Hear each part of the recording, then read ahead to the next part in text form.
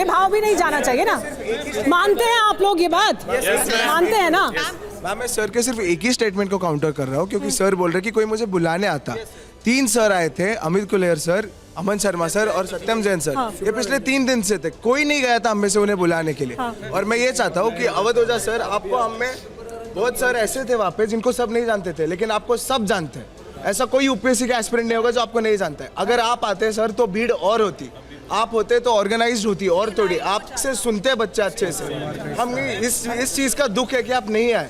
हम आपको कंडेम नहीं कर रहे सर। नहीं बात कंडेम की नहीं है। ठीक है, अब इसका जवाब सुन लेते हैं, बीच में कोई नहीं बोलेगा जी। अब इनको दुख है, मैं उस बात के लिए इनको सॉरी बोलता हूँ, लेकिन मुझे इनसे ज्यादा दुख है। और वो दुख ये है कि जो आज ये मुझसे कह रहे हैं कि आप आइए वहां पे बैठिए, हमें सपोर्ट करिए, आपके आने से हमारे साथ और लोग आते, ये मुझे अगर ऐसे कहते, मैम मैं जैसे आज इनसे कह रहा हूँ, मुझे कोई ना तो बिजनेस करना है ना मुझे राजनीति, और जिस दिन करनी है उस दिन करूंगा। इनसे कोई नहीं करनी है, इनसे करनी ही नहीं। अगर ये मुझसे शुरू से कहते इस तरह से जैसे आज कह रहे कि सर आप आओ हमें सपोर्ट करो, मैं बिल्कुल आता। लेकिन अगर ये हम आएंगे, अगर आप वहां पे प्ले कार्ड लेके खड़े हो, यही तो शिकायत थी उन्हें आपसे।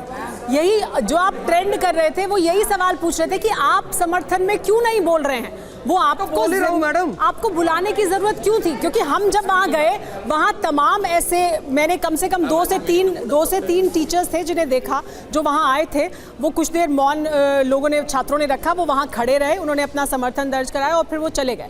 वहां पर लगातार आ रहे थे, फैकल्टी मेंबर्स भी आ रहे थे। मैं कह रहा हूँ जो मुद्दे मैंने उठाए हैं, इनविटेशन या बुलाने की जरूरत क्यों थी? जो मुद्दे मैंने उठाए हैं वो किसी और टीचर ने उठाए हैं। ठीक है, ठीक है। तो देखिए, वो ये कह रहे हैं कि मैंने मुद्दे तो उठाए, वो कह रहे हैं मैंने अहम मुद्दे उठाए। हाँ सर से हमारा कोई भी पर्सनल कुछ भी नहीं है। हमें चाहिए अथॉरिटीज़ से जवाब। Authorities have not been very transparent to us, और उन्हीं की अकाउंटेबिलिटी हमें चाहिए। सर आ जाएं बहुत अच्छा, ना आए नहीं आए। हमारे पास बहुत सर आ चुके हैं, बहुत ही रेस्पेक्टफुली हमने सबको ट्रीट कराया, उन्होंने अपनी बातें रखी हैं, हमें एड्रेस कराया, हमने सुना है। अब हमारी जो डिमांड्स हैं कि पहले तो मैम सारी अथॉरिटीज़ ट्रांसपेरेंट, दूसरा एमसीडी के खिलाफ जैसा सर ने बोला, और हम भी डिमांड सर रख रहे हैं कि उनके खिलाफ सस्पेंड या टर्मिनेट से कुछ नहीं होगा। हमें एमसीडी के हाई ऑफिशियल्स के खिलाफ पीनल एक्शन चाहिए।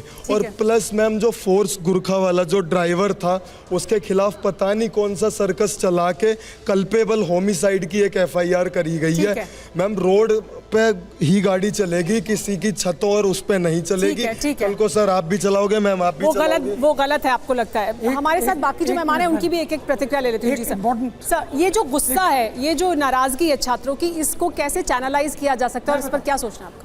देखो ऐसा है, आपको प्लीज, अगर आप कोई प्रोडक्टिव सॉल्यूशंस चाहते हैं और लास्टिंग सॉल्यूशंस चाहते हैं, आपकी जो अनरेस्ट है इसके 2 पक्ष हैं।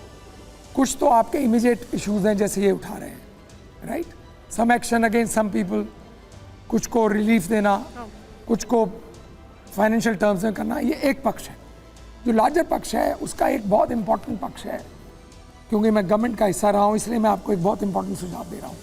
आप जितने भी कोचिंग सेंटर्स हैं जो कंजेस्टेड एरियाज़ में हैं, कंजेशन में झगड़ा ज़्यादा होता है। जब आप किसी ऐसी बस में चढ़ जाते हैं जिसमें 50 की सीट होती है और 200 बैठ जाते हैं, तो झगड़ा होगा ही। वो कहेगा तू इधर, वो कहेगा तू इधर, समझिए। तो आपको पूरा का पूरा, अगर आप फ्रेश एरियाज़ में कहीं चले जाएंगे जो दिल्ली में अवेलेबल हैं, कंस्ट्रक्टेड एरियाज़ में अवेलेबल हैं, विच गवर्नमेंट कैन डू, वो सरकार को करना होगा। मेक इट नेसेसरी कि राजेंद्र नगर की जगह किसी और कंजेस्टेड जगह की जगह से कंप्लीट रिहैबिलिटेशन हो जाए। ठीक है सर। विक्रम साहब